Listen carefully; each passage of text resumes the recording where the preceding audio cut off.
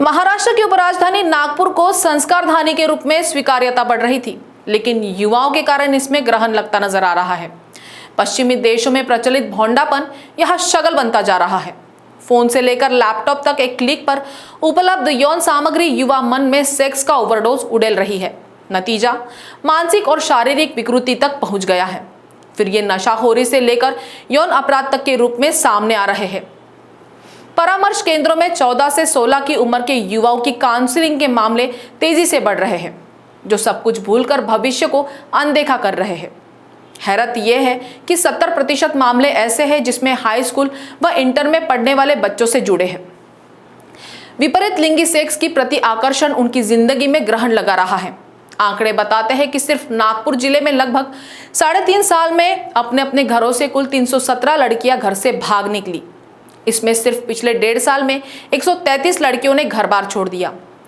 यहां ध्यान रखने वाली बात यह है कि वे मामले हैं जो पुलिस तक पहुंचे हैं। इससे कहीं तिगुने चौगुने मामले लड़कियों के घर से भागने के हो सकते हैं। चूंकि हमारे देश में अभी भी लड़कियों को घर की लाज के रूप में मान्यता दी गई है, इसलिए बहुत से लोग बदनामी की डर से पुलिस तक शिकायत लेकर नहीं पहुंचते, इसलिए उनकी गिनती नहीं हो पाती। नागपुर की बदलती आबोहवा हैरान कर रही है। आपराधिक आंकड़े परेशान कर रहे हैं। अपनों को दिए जख्मों का दर्द बेइंतहा है, दबाने से नासुर बन जाएगा। समय रहते ही पुलिस का साथ ले, भीतर घात थोड़ी देर के लिए ही विचलित करेगी। समाज की धुरी नारी होती है, पूरी संस्कृति उसी नारी पर निर्भर है। नारी जितनी सुरक्षित, शिक्षित, श्रेष्ठ, धार्मिक और पवित्र है, धर्म का राज्य उतना ही सुरक्षित है। यही चिंता अर्जुन द्वारा श्री कृष्ण से भी व्यक्त की गई थी कि युद्ध का सबसे बड़ा नुकसान होता है नारियों पर संकट और उनकी सुरक्षा के अभाव में उनका भ्रष्ट हो जाना। नारी हजारों वर्षों से सनातन परंपरा से अपने परिवारों को जोड़े हुए है और श्रेष्ठ से श्रेष्ठ संतानों को जन्म दे रही है। समानता का अधिकार विपन्नता का पोषक हो चला है, एक ऐसी विपन्नता जिसके चलते कई पीढ़ियां संभाल नहीं पाती। दरअसल इन घटनाओं की वजह बहुत ही साफ और सच्ची है। जो बच्चे ऐसी घटनाओं को अंजाम दे रहे हैं, उनके आदर्श फिल्मी हीरो हिंसक वीडियो गेम है। माता पिता द्वारा बच्चों को ऐशो आराम के साथ महत्वाकांक्षी दुनिया की तस्वीरों के अलावा जिंदगी के वास्तविक यथार्थ बताए और दिखाए नहीं जा रहे हैं। संघर्ष करना नहीं सिखाया जा रहा है। हाँ, सब कुछ हासिल करने का ख्वाब जरूर दिखाया जा रहा है, वह भी कोई संघर्ष किए बिना। दरअसल जो बच्चे संघर्षशील जीवन जीते हैं, उनकी संवेदनाएं मरती नहीं हैं। वे कठिन परिस्थितियों में भी निराश नहीं होते और हर विपरीत परिस्थितियों से लड़ने के लिए तैयार रहते हैं।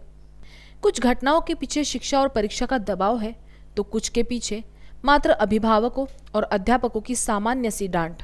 मामूली बातों पर गंभीर फैसले लेने वाले इस युवा पीढ़ी को न तो अपनी जान की परवाह है और न ही उनके इस कदम से परिवार पर पड़ने वाले असर की उन्हें कोई चिंता है।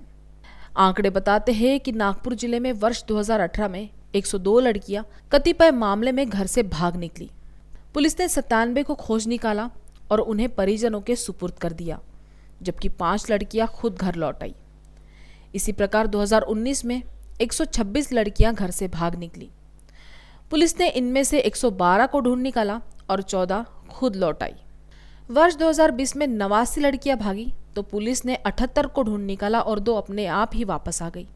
2021 में जून माह के अंत तक 44 लड़कियां परिजनों को छोड़कर भागी, जिनमें से 28 को पुलिस ने खोज निकाला। ये बात अच्छी रही कि इनमें से 16 खुद लौट आई। लौटने वाली लड़कियों में ये अभी तक का सबसे बड़ा आंकड़ा है।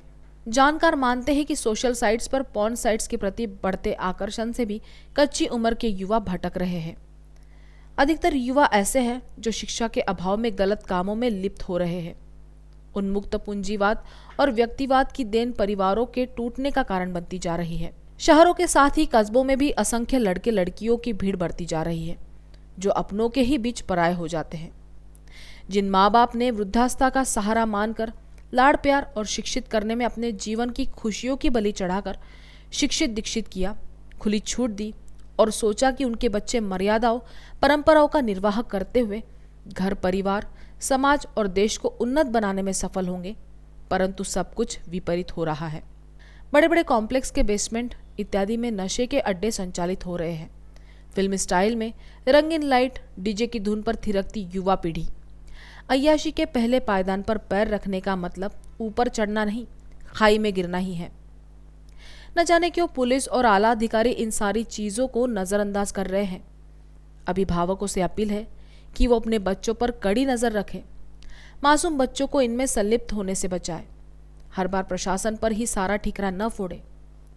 कुछ उन अभिभावकों की भी गलती है जो बच्चों को आवश्यकता से अधिक पैसे देते हैं और उन पैसों से खर्च का ब्यौरा नहीं लेते।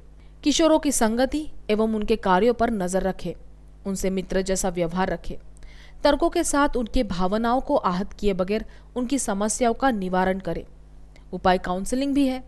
ऐसे युवाओं को काउंसलर्स अपने विश्वास में लेकर उनसे ऐसा होने के कारण के बारे में पता लगाते हैं और सही रास्ते पर लाने का प्रयास करते हैं।